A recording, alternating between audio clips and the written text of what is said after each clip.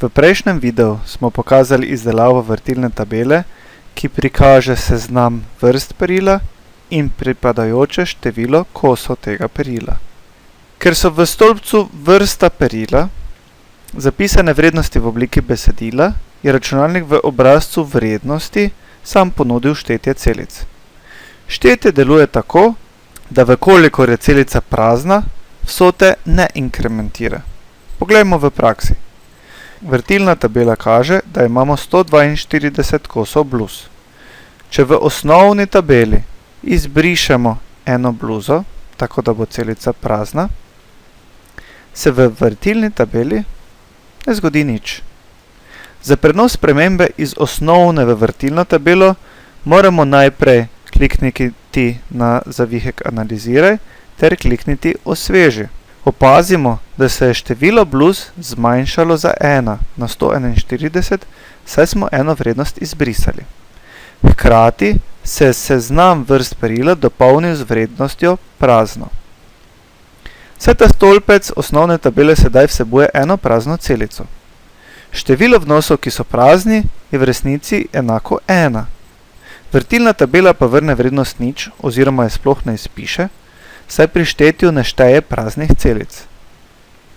Ker lahko vnose, ki vsebujejo besedilo, le štejemo, bomo za nadaljnji pregled dodali nov stolpec, v katerega bomo potegnili nabavno ceno. Primemo nabavno ceno in jo potegnemo med vrednosti. Računalnik sam predlaga vsoto od nabavne cene. Če nas ne zanima vsota, lahko vrsto izračuna spremenimo. Kliknemo na vsoto od nabavne vrednosti in nato kliknemo na nastavitve polja vrednosti. Opazimo, da imamo na voljo več različnih izračunov. Izbrali bomo recimo maksimum. Ko izberemo željen način izračuna, potrdimo izbiro s klikom Vredo. Vidimo, da so se nam tukaj vrednosti osvežile. Stolpec maksimum od nabavne cene nam kaže število, čeprav celice dejansko vsebujejo vrednost v evrih. To lahko popravimo, tako da spet kliknemo na maksimum od nabavne cene, nastavitve polja vrednosti ter izberemo oblika zapisa števil. Vidimo, da so nam ponujene oblike, ki jih ponavadi ponuja Excel. Izberemo valuto ter ustrezen simbol. V našem primeru so to evri. Potrdimo s klikom na Vredo in Vredo. Vidimo, da so se vrednosti ustrezno spremenile v evre. Če nas zanima tudi minimum nabavne vrednosti, lahko dodamo še en stolpec. Še enkrat potegnemo nabavno ceno med vrednosti in vidimo, da se nam je dodal še en stolpec. Kliknemo na vsoto od nabavne vrednosti, izberemo nastavitve polja vrednosti ter izberemo minimum. Potrdimo z v redu. Opazimo, da lahko vrtilna tabela v več stolpcih prikazuje isti stolpec originalne tabele, vendar na različne načine. Torej tukaj maksimum, tukaj minimum in lahko bi nadaljevali. Če želimo odstraniti vnose iz obrazca vrtilne tabele, jih samo primemo in potegnemo proč od lastnosti vrtilne tabele. Vidimo, da se je stolpec z minimumom izbrisal.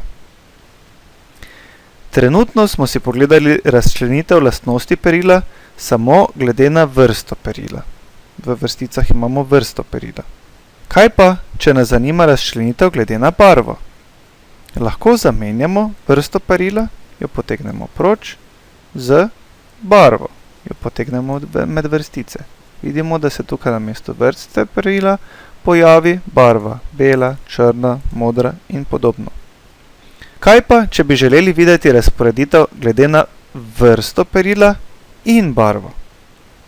Lahko potegnemo tudi vrsto perila med vrstice. Primemo, potegnemo. Kaj se je zgodilo? Pojavila se je najprej barva, nato pa znotraj barve vrste perila. Če zamenjamo barvo in vrsto perila, tako da vrsto perila potegnemo nad barvo, bomo dobili obratno. Najprej bomo imeli vrsto perila in znotraj vrste perila razčlenjene barve.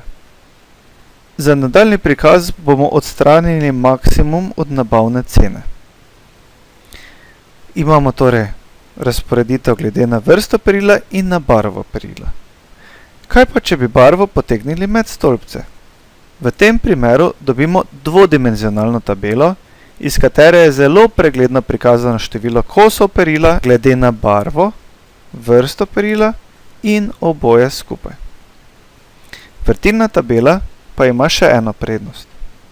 Če izberemo eno od vrednosti, na primer število kosov kril, ki so modre barve, in na njo dvakrat kliknemo, bo program avtomatsko izdelal novo tabelo v novem Excelovem listu, v kateri se bodo nahajali samo zapisi za krila, ki so modre barve. Če pogledamo vrtilno tabelo, opazimo, da je takšnih kosov perila 20 in tudi v tej novi tabeli je teh kosov 20. Iz prikazanega lahko ugotovimo, da je mogoče z vrtilnimi tabelami podatke prikazati na veliko zanimivih načinov. Kateri je pravilen, pa je odvisno le od potreb, kaj želimo prikazati oziroma kaj nas v določenem trenutku zanima.